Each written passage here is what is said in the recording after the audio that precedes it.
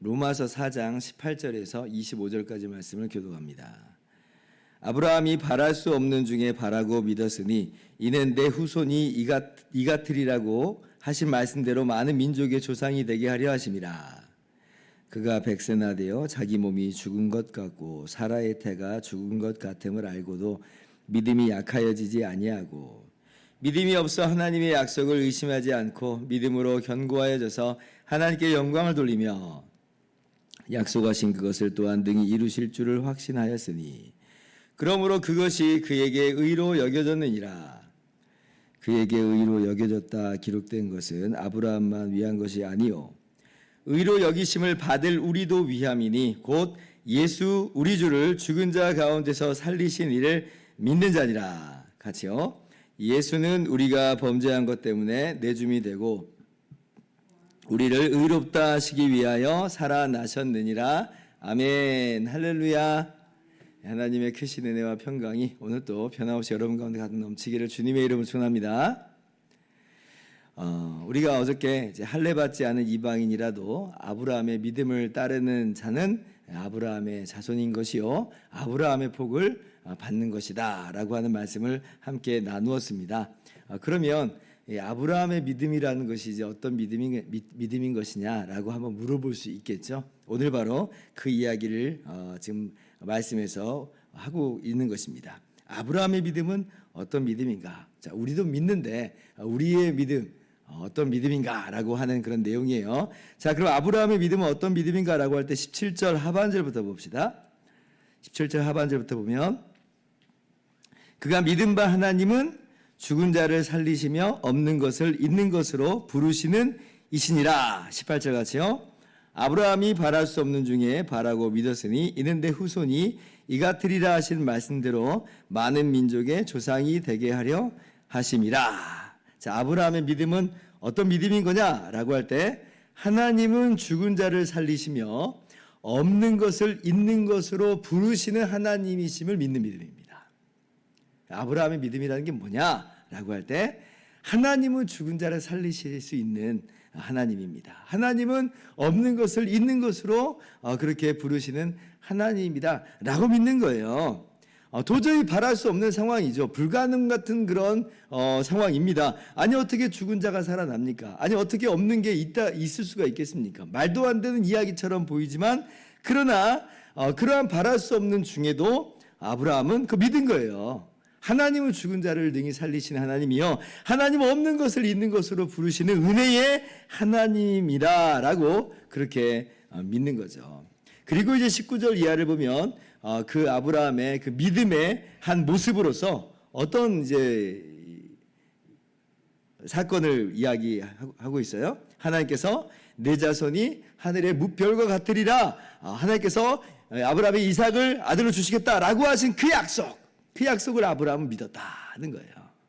어떤 모습으로서의 믿는 거예요. 하나님은 죽은 자를 능히 살리시는 하나님이요 하나님 없는 것을 있는 것으로 부르시는 하나님이시니 지금 이게 도저히 이루어질 수 없는 것처럼 여겨지는 상황일지라도 나는 하나님을 믿습니다. 나는 하나님의 약속을 믿습니다 라고 하는 것이에요. 그래서 어저께 이제 우리가 창세기 15장 말씀을 잠깐 나눴는데 다시 한번 기억을 좀 더듬어 본다면 하나님께서 아브라함을 이 가나안 땅으로 인도하여 드리시고 이 땅을 아브라함과 아브라함의 자손에게 주리라 말씀하셨어요. 아브라함의 이 자손이 이 많은 민족을 이룰 것이다. 큰 민족을 이룰 것이다 라고 분명히 말씀하셨어요. 근데 이제 지금 아브라함이 가나안 땅에 도착했는데 한참 시간이 흘렀는데 자녀가 없다고 그랬잖아요. 그러니까 아브라함이 이때 믿음이 좀 흔들렸습니다. 안 되나 보다. 이런 마음이 이제 잠깐 들어간 거예요. 그래서 나의 상속자는 다메섹 사람 엘리에셀입니다. 아브라함의 종 중에 하나가 이제 상속자가 될 것이다 이렇게 생각을 한 것이죠. 그런데 하나님께서 그 아브라함에게 아니라 말씀하세요. 밖에 나가서 하늘을 보라. 네 자손이 이와 같으리라. 그 셀 수 없는 별과도 같이 아브라함의 자손이 많으리라 해요. 그러니까 다시금 이제 아브라함 믿음이 회복이 되죠. 그래서 아브라함이 하나님을 믿습니다. 하나님께서 그렇게 하실 거라고 믿는 거예요. 내 자손이 이 저 하늘의 무별과 같이 많을 거라고 믿는 거예요. 그러니까 하나님께서 그러한 아브라함의 믿음을 그의 의로 여기시고라고 그랬죠. 하나님께서 능히 이루시는 하나님입니다. 하나님 불가능을 가능케 하시는 하나님입니다. 하나님은 없는 것을 있는 것으로 부르시는 하나님이신 줄을 믿습니다. 하나님을 믿습니다. 하나님의 약속을 믿습니다. 라고 하는 것이에요. 그리고 이제 창세기 17장, 18장에 보면 다시 한번 또 하나님께서 아브라함에게 또 나타나시죠. 그리고 이때는 아브라함이 99세고 사라가 89세 때입니다. 아직까지도 근데 지금 하나님께서 아브라함과 사라를 통해서 자식을 주시지 않았어요. 근데 그때 하나님께서 아브라함에게 내년 이맘때 사라를 통해서 아브라함이 아들 이삭을 얻을 것이다 이렇게 말씀하십니다. 처음엔 역시 이제 아브라함 믿지 못했습니다. 그러니까 믿음이 이게 약해진 거죠. 그러니까 이 창세기 12장의 믿음, 그게 뭐 그러면 지금 진짜 믿음이 아니었다. 15장 보니까 흔들렸지 않느냐. 또 창세기 15장의 믿음, 그것도 진짜 믿음이 아니었다. 흔들렸지 않느냐. 17장 봐라. 지금 이렇게 이제 사람들이 혹 생각할 수 있지만 그렇지 않습니다. 우리가 분명히 믿어요. 죽은 자를 살리시고 없는 것을 있는 것으로 부르시는 하나님이신 줄을 믿는데 때로는 우리의 믿음이 이제 휘청휘청 막 되잖아요. 마치 그와 같이 아브라함도 휘청휘청 된 것이에요. 근데 그러한 믿음을 하나님이 이렇게 만들어 가시고 끌고 나가시는 것을 우리가 또 동시에 보는 것입니다. 우리가 분명히 죽은 자를 살리시는 예수님을 다시 3일 만에 부활하게 하신 하나님의 능력을 믿고 우리에게 거저 정말 이 하나님의 자녀되는 놀라운 은혜를 주신 것을 우리가 믿지만 근데 때로는 막 우리의 믿음이 연약해져서 흔들흔들 걸 때 그 믿음마저도 만들어 가시는 하나님의 역사가 있다는 것을 아브라함 사건을 통해서 또 같이 보는 거예요, 사실은. 자, 아무튼 그런데 이제 그때 아브라함이 그때 믿음이 흔들려서 못 믿었지만 그러나 하나님께서 다시 한번 분명하게 확실하게 말씀해 주시죠. 아브라함이 못 믿을 만한 이유는 있었습니다. 왜냐하면 사라가 89세여서 생리가 끊어졌고 지금 자기도 지금 몸에 죽은 것을 느꼈어요. 그러니까 도저히 아들이 낳을 수 없는 상황입니다. 바랄 수 없는 상황인 것입니다. 그러나 하나님께서 그렇게 분명히 말씀하실 때에 다시 그 믿음이 회복이 되죠. 믿는 거예요. 바랄 수 없는 중에 죽은 자를 살리시는 하나님 능력을 믿고 나 같은 부족한 자에게 바로 그렇게 이 언약의 자손을 주실 거라고 하는 그 은혜를 믿는 겁니다. 하나님과 하나님의 약속을, 하나님의 능력과 하나님의 은혜를 이렇게 아브라함이 믿어요. 이것을 그의 의로 여기시고 우리의 믿음이 바로 그러한 믿음입니다. 우리의 믿음이 어떤 믿음이냐? 바로 그렇죠. 죽은 자를 살리신 것을 믿는 믿음을 우리는 믿어요. 가지고 있어요. 없는 것을 있는 것으로 부르시는 바로 그 하나님을 믿는 겁니다. 바랄 수 없는 상황이죠. 그러나 믿어. 이게 이제 무슨 이야기냐면 즉 바랄 수 없는 상황이라고 하는 것은 우리들의 모습이 그렇습니다. 사실 범죄하고 타락하여서 우리는 하나님 앞에서 죄인이요 영원히 심판받아 멸망할 수밖에 없는 자들이에요. 우리가 하나님께로부터 무엇인가를 얻을 수 있는 그러한 자격이 있다라고 우리는 도저히 그렇게 생각하지를 못합니다. 왜냐하면 우리가 우리 자신의 모습을 아니까. 이게 바랄 수 없는 거예요. 우리 스스로 힘으로 해결할 수 없는 우리의 어떤 자격이나 조건이라고 하는 건 전혀 없는 바랄 수 없는 상황입니다. 그런데 하나님은 어떤 하나님이냐? 죽은 자를 다시 살리시는 하나님인 줄 우리는 믿습니다. 하나님의 아들 예수님께서 이 땅 가운데 오셔서 우리를 위해서 대신 십자가에서 죽으셨을 때 하나님께서 3일 만에 그 예수님을 다시 살리신 바로 그 하나님인 줄 우리는 믿는 거죠. 이게 뭐냐? 아브라함의 바로 그 믿음이라는 거죠. 그리고 그 하나님께서 예수님을 십자가에 내어놓으시고 그리고 3일 만에 다시 부활하게 하심으로 말미암아 예수님 안에서 우리의 모든 죄를 다 해결하여 주시고 예수님 안에서 우리에게 부활의 생명을 거저 가져다 주신 것을 우리는 믿습니다. 없는 것을 있는 것으로 부르신 하나님. 도저히 말도 안 되는 이 구원의 모습인데 도저히 우리가 이뤄낼 수 없는 우리가 형성할 수 없는 존재할 수가 없는 우리의 구원인 것인데 그러나 하나님께서는 예수 그리스도로 말미암아 능히 구원을 이루시는 바로 그 하나님 구원을 가능하게 하신 그 하나님이심을 우리는 믿는 거예요. 예수 믿는 자를 의롭다라고 하시는 그 하나님의 약속을 우리는 믿는 겁니다.